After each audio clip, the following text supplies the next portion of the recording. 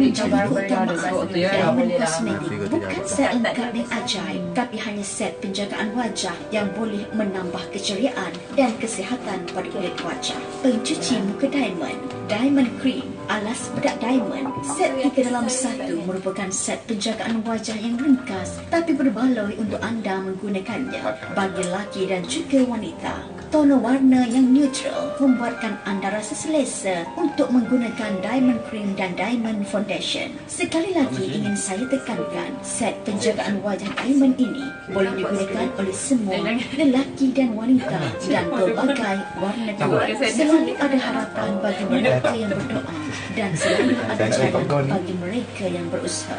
Dapatkan set percubaan Diamond 3 dalam 1 di semua kedai-kedai kosmetik berhampiran dan di Kuala Lumpur berhadapan ICT Kelantan atau hubungi 012 939 5618 012 Doktor cek tengok level merah ni macam okey dah. Mic kalau rasa macam tok naik. Penjagaan wajah Diamond untuk dekat lah cek mic dah. Hari ini juga. Radio Malaysia Kuantan FM.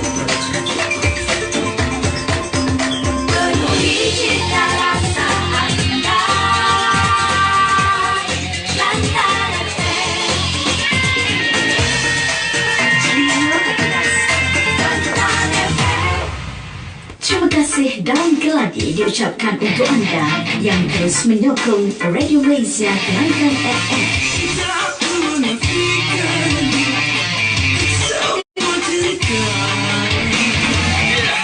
Macam tak kenal pula. Tak kena sebut juga. Kuantan FM.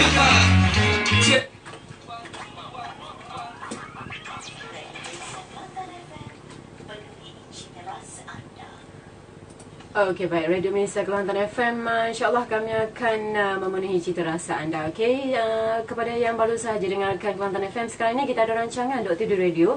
Dan bersama tetamu kita hari ini adalah dari USM. Okey, bersama dengan Dr. Johara binti Harun. Assalamualaikum, Doktor. Waalaikumsalam warahmatullahi taala wabarakatuh. Okey, baik. Kiranya kita kali pertama bersua di dalam rancangan Doktor di Radio hari ini. Ya ilah. Okey. Baik, Dr. Johara. Hari ini nak memperkatakan berkenaan dengan tajuk kanser payudara dan juga pemakanan. Ya, betul. Sedikit kata pengenalan lah bagi tajuk ini. Silakan, Doktor. Okey, bismillahirrahmanirrahim. Terima kasih kepada Kelantan FM kerana memberi peluang untuk pihak Bestari USM untuk berkongsi ilmu pada pagi ini. Para pendengar yang dikasihi sekalian, jika zaman dahulu orang makan untuk meneruskan kelangsungan hidup, namun kini ianya menjadi satu budaya yang diamalkan bagi memenuhi keperluan yang lebih luas. Makan kini sinonim dengan pesta, acara keramaian, santai-santai, majlis rasmi, keperluan sosial dan sebagainya. Perubahan amalan makanan ke arah makanan segera, pengawetan makanan berproses dan modifikasi makanan secara genetik dikaitkan dengan peningkatan penyakit-penyakit kronik seperti kencing manis, darah tinggi, termasuk juga kanser. Jadi dalam sesi ini insya-Allah kita akan kupas sedikit mengenai perkaitan antara pemakanan dan kanser payudara. Itu dia berkenaan dengan sedikitlah orang kata gaya hidup ataupun cara kehidupan kini boleh mempengaruhi wujudnya pelbagai penyakit lah, Doktor. Okey, baik. Risiko sekiranya seseorang wanita lah khususnya mendapat kanser payudara ni. Okey, kanser payudara atau barah payudara, kita tahu merupakan pembunuh utama dalam kalangan wanita, bukan sahaja di Malaysia, malah di seluruh dunia. Laporan dari Kanser Kebangsaan Malaysia 2007 hingga 2011 melaporkan 3,500 kes baru setiap tahun, bermakna insiden kanser payudara dalam kalangan wanita antara umur 35 hingga 50 tahun adalah tinggi. Dianggarkan 1 dari 20 orang wanita mempunyai risiko mendapat kanser payudara. Ini adalah bagi mereka yang tergolong dalam risiko rendah. Jadi bagi mereka yang tergolong dalam risiko tinggi, nisbahnya adalah 1/16. Maknanya anggaran wanita yang risiko ni adalah tinggi lah. Ya, betul. Dapatnya kanser payudara ni sebab apa sebenarnya, Doktor? Sebab dipengaruhi dengan apa sebenarnya? Okey, kalau kita tengok sehingga kini saintis dan para pengkaji masih menjalankan berbagai kajian untuk mendapatkan jawatan kepada persoalan tersebut. Dikatakan tiada satu faktor yang jelas yang boleh menyebabkan kanser payudara. Namun dia adalah mengaitkan dengan beberapa hal yang berkaitan dengan risiko. Kita boleh bagikan kepada tiga, iaitu mereka yang mempunyai risiko tinggi, sederhana dan rendah. Tapi secara keseluruhannya, secara general, saya boleh bahagikan kepada beberapa faktor yang penting. Yang pertama adalah wanita. Jadi faktor wanita itu sendiri merupakan risiko untuk mendapat kanser payudara. Sebab 99% kanser adalah dalam kalangan wanita, manakala 1% sahaja dalam kalangan lelaki. Jadi faktor pertama adalah wanita. Yang kedua adalah umur. Umur iaitu semakin meningkat umur, semakin tinggi risikonya, dan biasanya dia meningkat selepas pada umur 40. Yang ketiga adalah berkaitan dengan sejarah kanser. Maknanya jika seseorang itu mempunyai sejarah kanser payudara di dalam kalangan keluarga yang terdekat, seperti ibu, adik-beradik, ibu saudara sebelah ibu, maka risikonya meningkat. Yang keempat adalah jika seseorang itu merupakan pembawa mutasi genetik BRCA1 atau 2, kanser.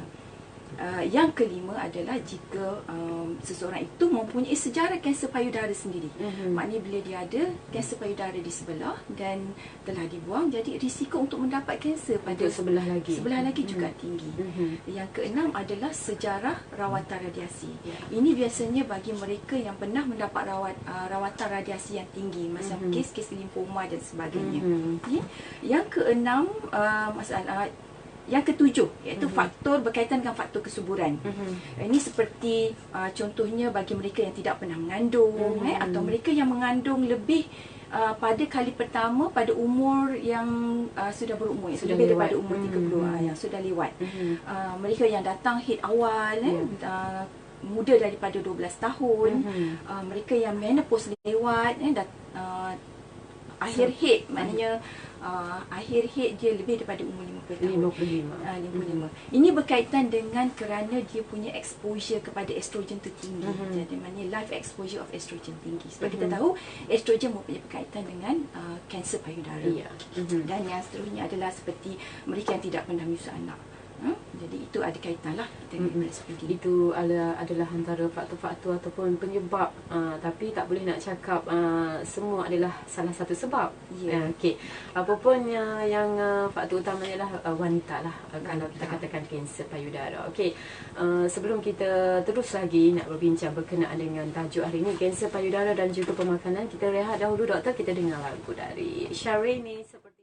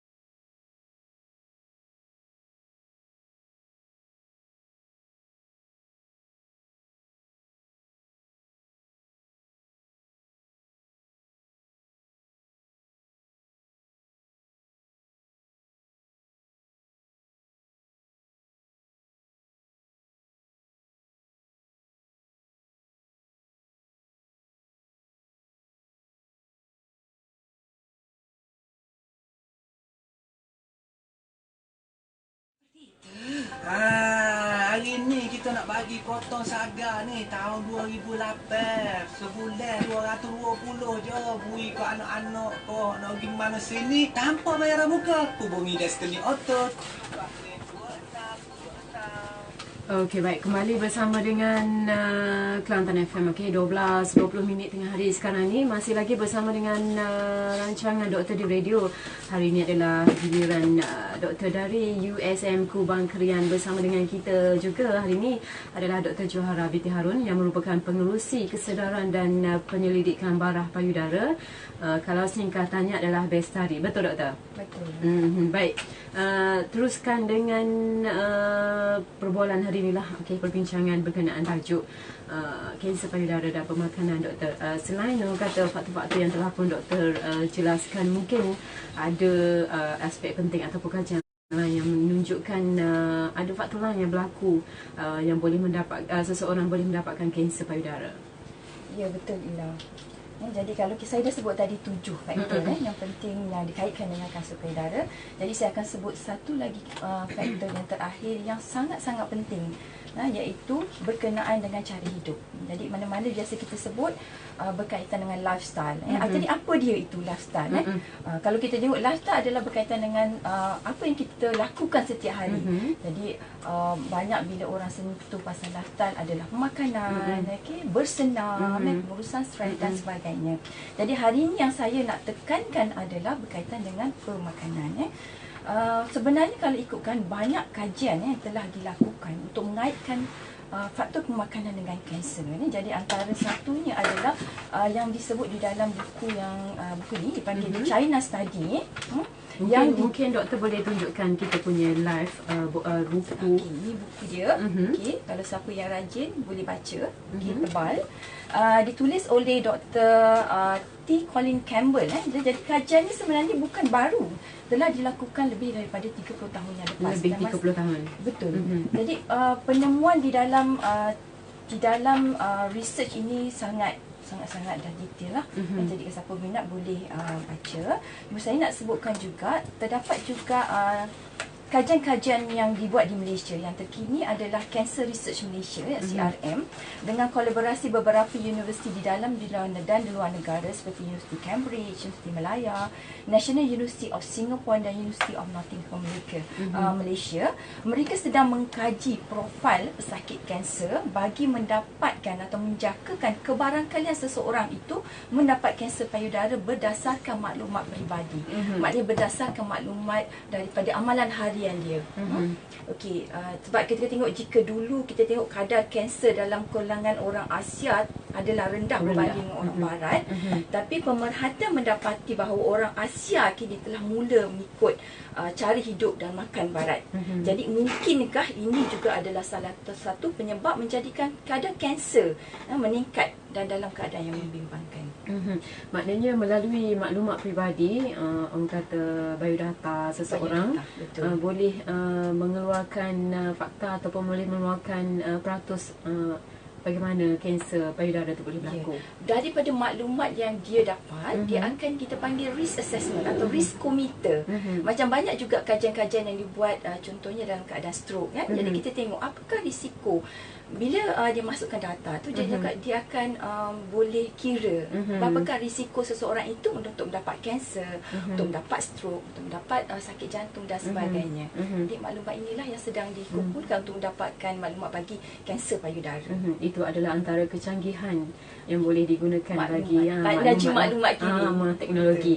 Baik, itu berkenaan dengan kata faktor lah. Bagaimana ni doktor, orang kata nak jaga pemakanan, nak ambil tahu bagi yang dengar sekarang ni mula nak tersedar lah nak jaga pemakanan, bagaimana nak elakkan ataupun tak say ni dapat penyakit lagu ni macam mana, doktor? Betul. Sebelum saya ceritakan apakah pemakanan yang perlu dielakkan untuk mengelakkan kanser, jadi saya nak mari kita lihatlah bagaimanakah pemakanan ini boleh meningkatkan risiko kanser. Jadi sebelum kita memahami kanser, kita belajar sains biologi sikit. Macam kelas cikgu mengajar lah. Okey, silakan cikgu hari.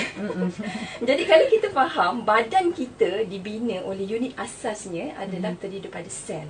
Dan setiap sel ini adalah hidup. Dan setiapnya mempunyai fungsi yang tersendiri. Maknanya sel-sel inilah yang akan membina badan kita, organ dan seterusnya. Okey, dan dianggarkan bagi setiap orang dewasa, kita mempunyai kira-kira 100 trilion sel. Banyak tu trilion. Jadi kalau duit tu trilion tu banyak tu. Lebih pada jutawan tu doktor. Lebih daripada jutawan, betul. Jadi bagi mengekalkan fungsi sel yang optimum, sel ini dia memerlukan makanan. Dan dan ianya datang daripada sumber nutrisi apa yang kita makan.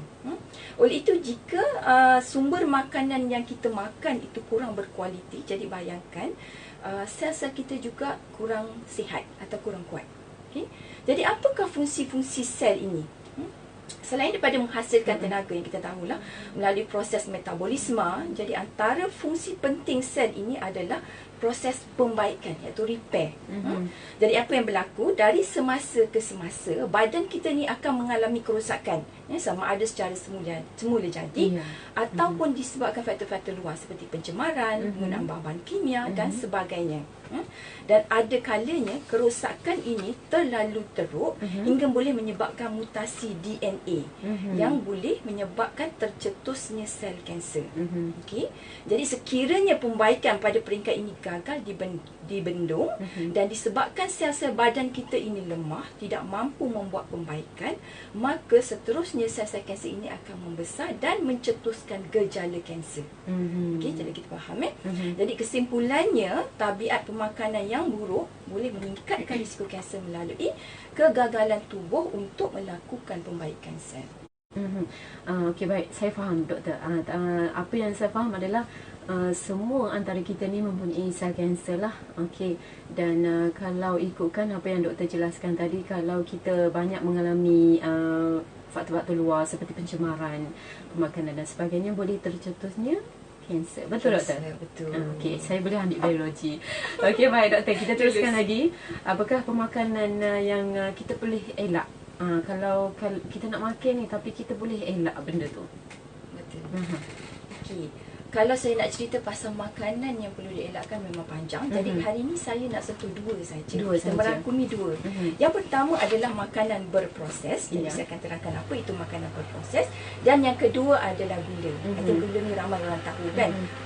Dia punya keburukannya. Okay? Jadi kita selalu, bayangkan, kita selalu fikir tentang nak makan all the time. Setiap masa bangun tidur, memang sentiasa fikir, bangun tidur celik-celik mata, nak makan apa? Tetapi kita kurang mengambil berat atau meneliti apa yang kita akan makan atau apakah kandungan makanan itu. Jadi saya ulang balik, majoriti kita memang suka makan. Suka makan. Hobi ada yang suka makan. Betul.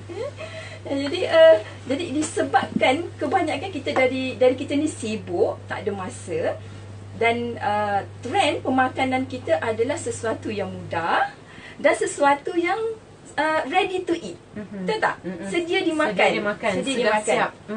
Okey, kita ambil contoh lah kan, macam ibu-ibu yang ada anak. Jadi pagi-pagi dia akan hidangkan anak dia dengan apa? Nugget, sausage, betul. Bijirin kan, bijirin dalam kotak kan, tuang-tuang, terus makan. Siap. Jadi tak ramai ibu-ibu yang bangun pagi, masak kan untuk bekal anak dan sebagainya. Everything is sebab apa doktor? Sebab cepat disediakan dan kita tidak perlukan masa yang banyak. Jadi kita sendirilah, bukan nak kata anak, kita sendiri kadang-kadang makan apa capai apa yang ada. Apa yang ada di depan mata itulah yang kita makan. Itu adalah makanan berproses. Itu adalah makanan berproses. Okey. Jadi orang nak faham apa itu sebenarnya makanan berproses. Jadi makanan berproses itu sebenarnya adalah, kalau kita tengok, adalah makanan yang telah hilang keasliannya. Maksudnya dari segi rupa, rasa dan bau. Contohnya kalau makanan yang telah melalui proses masakan yang pemanasan yang melampau.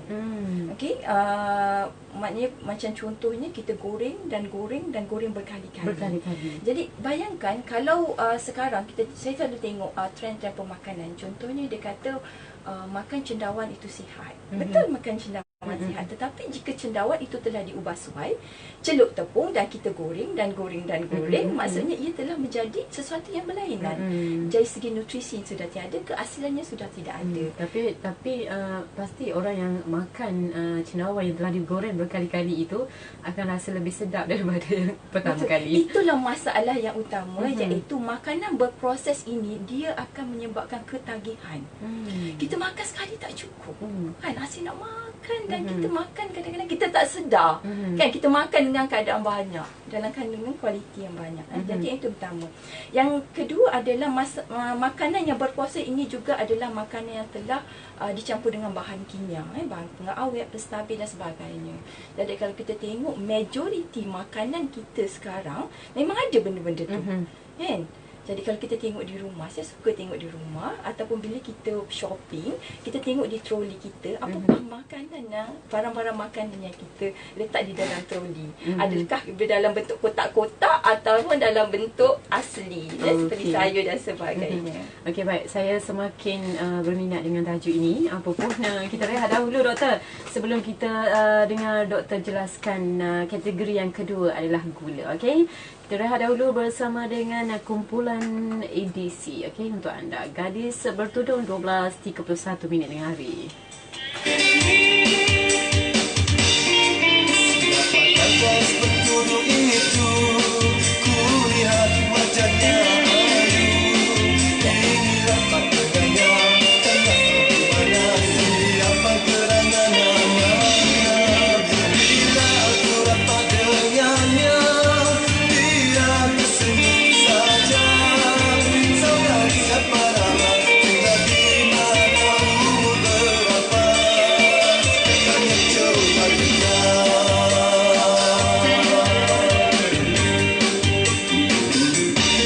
siapa gadis bertudung itu? Ku lihat wajahnya inilah pakaiannya, tanya bagaimana siapa gerangan namanya. Bila aku rapat dengannya, dia tersenyum saja. Saudara siapa nama, tinggal di mana, umur berapa, katanya coba aku cuba cekar waktu dua, nampak panas mudanya pandangan mata. Raja waktu lagu dan tinggal tua umurnya. Sebabkan doktor makan hok berproses tu banyak dijual. Kenapa? Kita mesti beli. Pilihan di tangan kita. Depan USM tu banyak jual. Tu, pilihan di tangan kita. Kita boleh kata macam gitu je. Tu, betul tak? Sawit Sawit. Oh, kata makin nasihat sawit. Sawit. rehat makan sayur saja. Sebenarnya makanan sihat tidak susah. Tak susah disediakan. Sebab kebanyakan contohnya ulam-ulam, kan? Makanan tak payah masak. Jadi kemar dia suka ulam. Dia sebenarnya bukan tak sedap, tapi kita kena ajar. Betul tak? Betul tak? Kalau kita katakan suruh nenek-nenek kita, orang tua kita kan makan burger, mula-mula dia kata gabah dia tak boleh nak terima. Sebab ni bukan lidah dia. Tapi bila lama-lama kita ajar, sedap lah. Sedap kan dok? Dia nak kena ajar. Kena balik ubah ni. Kena ubah. Banyak kayu ni. Buat bagi. Dok, makanan sihat ni bukan sahaja untuk sihat, tapi seseorang kan akan nampak muda sebenarnya. Ada dekat saya ni doktor. Doktor umur berapa doktor? Soalan je rumah. Tekoi lah, tekoi. Kalau betul saya bagi sakwit. Jangan Jangan. sakwit. Sakwit ni boleh. Rupa sakwit pula. Okey. Berapa doktor? Ready dah? Ya, Pak.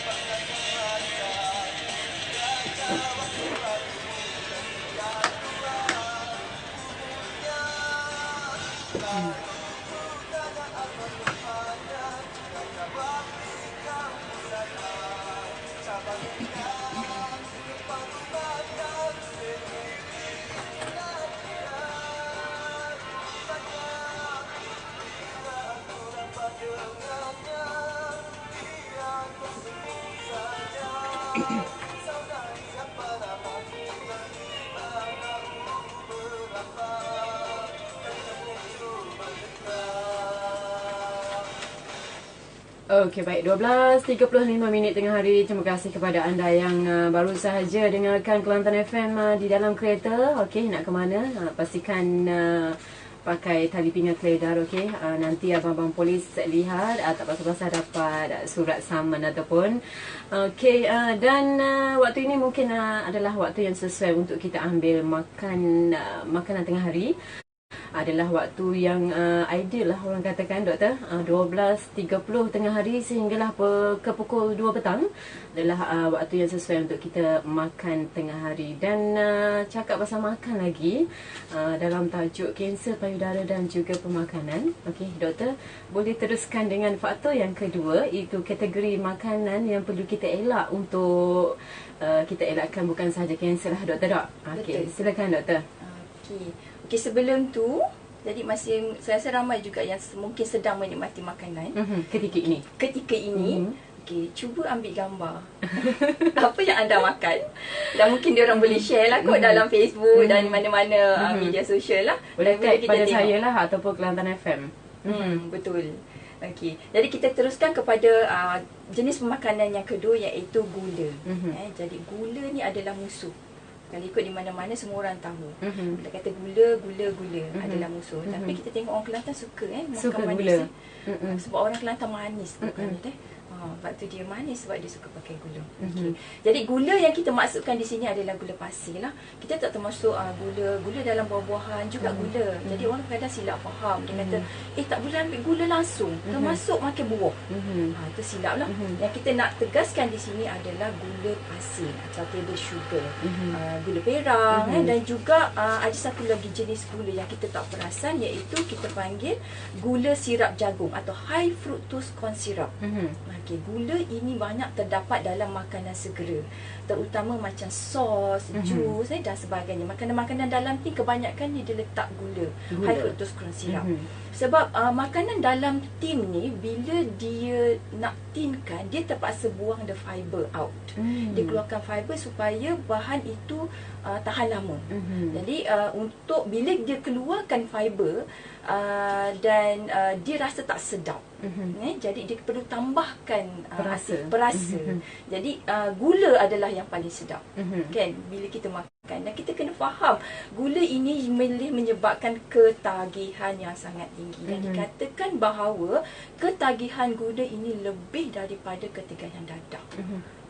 Dan masalahnya kalau kita orang-orang yang ambil dadah kan, kita kata ambil dadah kan, jadi kita tahu kesan sampingan dia. Tapi sebab tiada akta yang mengawal mengatakan bahawa gula ini sesuatu yang tidak boleh diambil. Jadi orang bila kita ambil gula dalam keadaan yang tidak terkawal, kita sebenarnya dalam keadaan yang addicted. Maknanya doktor, ambil gula berlebihan pun tak boleh, tak ambil gula sangat pun tak boleh. Okey, bukan tak boleh ambil gula, tetapi jenis gula kita kena faham. Jadi maksudnya kalau katakan kita nak sesuatu yang manis, mungkin kita boleh ambil manisan daripada yang asli, contoh buah-buahan ataupun madu. Madu juga manis, tapi dia punya kesan tidak sama dengan gula. Dia masih rasa manis. Okey. Jadi ada juga persoalan yang mengatakan gula ni adalah makanan kanser. Pernah tak dengar? Pernah dengar tak? Dengar. Kata kalau orang ambil gula, nanti kanser dia makin membesar sebab kita bagi makanan kepada kanser. Pada kanser tersebut menghidupkan lagi kanser. Menghidupkan kanser tu. Betul ke? Okey, jadi sebenarnya tidak. Secara direct tidak. yang kita tidak bagi ambil gulanya disebabkan gula ini boleh menyebabkan gangguan kepada hormon badan kita. Okay, jadi kalau kita tengok gula ini dikaitkan dengan hormon insulin atau kecil manis, diabetik kan. Jadi semua tahu insulin. Orang banyak kan cerita pasal insulin. Jadi apa dia? Insulin ni adalah salah satu fungsi insulin adalah menukarkan gula kepada tenaga. Maksudnya dalam keadaan bila kita nak pakai, dia akan insulin perlulah untuk membolehkan seseorang itu mempunyai tenaga daripada gula. Okay, dalam keadaan pengambilan gula yang berlebihan, just bayangkan, jadi gula ini tidak dapat ditukarkan kepada tenaga. Dalam keadaan pengambilan yang berlebihan, gula yang tidak ditukarkan, gula yang tidak ditukarkan kepada tenaga tadi, sebab kita banyak sangat, dia akan disimpan di dalam hati. Sebabnya dalam hati, liver kita. Maksudnya tidak semua gula kita akan gunakan pada masa yang sama. Jadi ada yang berlebihan yang kita tidak gunakan. Jadi yang lebih ini dia akan simpan dalam bentuk glycogen di dalam hati, dan juga dan sebahagiannya daripada ditukarkan kepada lemak. Sebab kita tahu hati dan otot kita ni disimpan gula, tapi kapasitinya tidak banyak. Jadi yang lebihnya dia akan tukarkan kepada lemak. Jadi kita bayangkan kalau banyak yang tidak kita banyak pengambilan gula tidak digunakan dan tidak banyak yang disimpan di dalam hati, dan seterusnya dia akan tukar kepada lemak. Jadi sebab itu dari semasa ke semasa kita tengok kenapa badan kita ternak lemak. Jadi itulah salah satu sebabnya. Dan kita tahu obesiti ini, bila lebih lemak maksudnya obes. Berkaitan dengan sindrom metabolik, iaitu obesiti, darah tinggi, kolesterol tinggi, dan gula yang tinggi dalam darah. Dan kita tahu sindrom metabolik ini berkait dengan penyakit-penyakit kronik, termasuk juga kanser payudara. Itu dia penjelasan yang sangat jelas lah, yang sangat orang kata detail Dr. jelas tadi. Harap lah dok. Okey, yang dengarkan Kelate FM ketika inilah. Baik, sedikit kesimpulan lah doktor. Bagaimana kita nak elakkan makanan yang berproses dan ada gula yang tinggi untuk setiap hari? Sedikit doktor. Sedikit. Maknanya setiap pagi contohnya kita kena ambil air minuman putih sebanyak ini dan elakkan makanan ini di waktu tengah hari ni ke macam mana doktor? Saya tiada formula yang okey macam ni saya nak kata. Okey, sebenarnya pilihan di tangan kita. Okey, kita boleh pilih apa yang kita makan. Okey. Bagi saya semakin aslinya makanan yang kita ambil itu adalah yang terbaik. Yang terbaik. Maknanya selepas ini kita kena tukar cara hidup, kena tukar gaya ataupun aktiviti dan pemakanan kita bermula hari ini, doktor boleh? Bermula sekarang. Ketika ini boleh pilih ataupun seperti mana yang doktor cakap tadilah, pilihan di tangan kita dan kita berhak kerana wang kita boleh beli sesuka hati kita lah. Sebab kita sayangkan badan kita. Itu dia. Okey, baik, terakhir sedikit nasihat dan pesanan doktor sendirilah untuk kita. Kalau boleh kita tak usir doktor penyakit yang berat-berat ni. Tak usir lah, orang kata nak jaga kesihatan. Sedikit nasihat dan pesanan dari doktor sendiri, khususnya untuk kita kurangkan risiko kanser payudara. Walaupun saya bekerja sebagai seorang doktor, saya sebenarnya tak suka jumpa doktor, dan saya tak suka mendapat rawatan di hospital. Jadi saya kalau boleh, seboleh-boleh saya memang tak nak menjadi pesakit. Biar saya menjadi doktor yang merawat tapi tidak menjadi pesakit. Sebab saya faham perkara yang pesakit perlu lalui bila dia datang ke hospital dan dia sakit dan sebagainya. Okay? Jadi macam mana kita caranya untuk kita kurangkan risiko untuk mendapat kanser, dan terutamanya kanser payudara lah. Saya boleh katakan kesihatan ini perlu diamalkan secara holistik. Bukan satu aspek sahaja. Maksudnya bukan pemakanan sahaja, ya pemakanan penting, tetapi kita kena tengok je aspek-aspek lain seperti pengurusan stres, tidur dan mendapat rehat yang cukup. Dan satu lagi yang selalu saya tekankan kepada staf-staf saya, kepada kawan-kawan saya yang rapat dengan saya adalah supaya kita sentiasa berada dalam persekitaran yang positif. Kita harus mempunyai rakan-rakan yang positif. Di dalam keluarga kita, kita harus terapkan situasi yang positif dengan anak-anak, dengan suami, dengan mak, dengan adik, dengan kakak. Dan kalau boleh kita elakkan sesuatu sesuatu yang kita panggil ia boleh mencetuskan aura-aura negatif. Sebab benda-benda ni secara tidak langsung juga boleh affect kita punya emosi dan punya badan kita, kesihatan kita. Sebab kalau kita tengok ada kajian yang dibuat untuk mengaitkan antara sel-sel kita ni bila dalam keadaan tenang dan dalam keadaan serabut. Ada kajian yang dibuat dan mungkin akhir sekali kalau boleh adalah kita hidup sentiasa dalam keadaan kasih sayang. Maksudnya kita terima seadanya kekurangan seseorang supaya kita sebenarnya nak menjaga diri kita sendiri. InsyaAllah. Okey, baik. Kesimpulannya doktor, kalau kita sayangkan diri sendiri dan juga sayangkan ahli keluarga kita, jagalah kesihatan, terutamanya pengurusan stres, okey, dan juga yang kedua adalah pemakanan. Betul doktor? Senyum sentiasa macam saya lah. Okey, baik. Terima kasih untuk hari ini doktor. Okey, untuk rancangan Dr. Ju Radio dengan tajuk kanser payudara dan juga pemakanan. Dan kalau yang rasa tidak berpuas hatilah dengan penjelasan doktor, boleh ke USM mungkin, atau ada unit ataupun bahagian yang boleh memberikan penjelasan mengenai kanser payudara? Boleh. Bagi mereka yang ingin mendapatkan maklumat, tidak pasti apa itu kanser payudara, tak pasti sama ada dia ada masalah payudara atau tidak, dan tak tahu sama ada itu betul-betul masalah. Jadi boleh pergi ke pusat kanser payudara kita, iaitu Bestari, di Hospital USM, di ground floor, tingkat bawah. Dia sebelah laluan ke hospital dekat dengan pemulihan, unit pemulihan. Jadi antara, kalau kat belakang tu antara taksiran dengan ada pakcik jaga di situ. Jadi ada laluan di situ. Jadi kita punya Bestari dibuka setiap hari waktu pejabat. Cuti kita tutup. Okey. Boleh buat boleh walk in, maksudnya boleh tak perlu temu janji, boleh datang kalau katakan nak minta penjelasan, minta doktor check. Kita ada doktor yang akan bertugas untuk buat pemeriksaan payudara. Dan jika memerlukan pemeriksaan seperti ultrasound, mammogram dan sebagainya, kita boleh buat pada hari yang sama. Itu adalah kemudahan yang ada di USM Kubang Krian. Sambil-sambil singgah tengok orang sakit, okey, boleh ke unit Bestari lah, okey, untuk semak ataupun nak dapatkan maklumat berkenaan dengan kanser payudara. Baik, terima kasih Dr. Johara binti Harun yang merupakan pengurusi kesedaran dan penyelidikan barah payudara Bestari. Okey, singkatannya adalah Bestari dari USM Kubang Krian. InsyaAllah kita ada rezeki, ada peluang, kita akan bersiaran lagi. Assalamualaikum.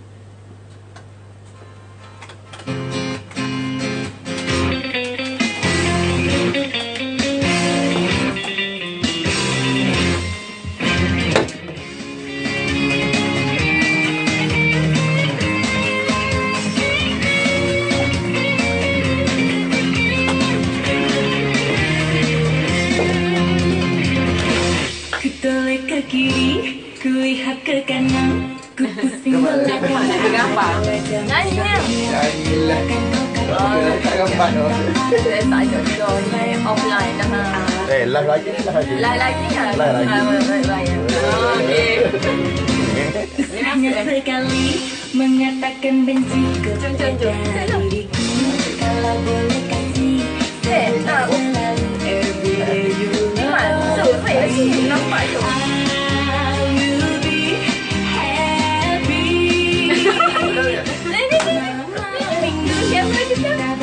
Tutup. Dah tutup dah. Cepatlah. Cepat. Ini semua kita hari ini.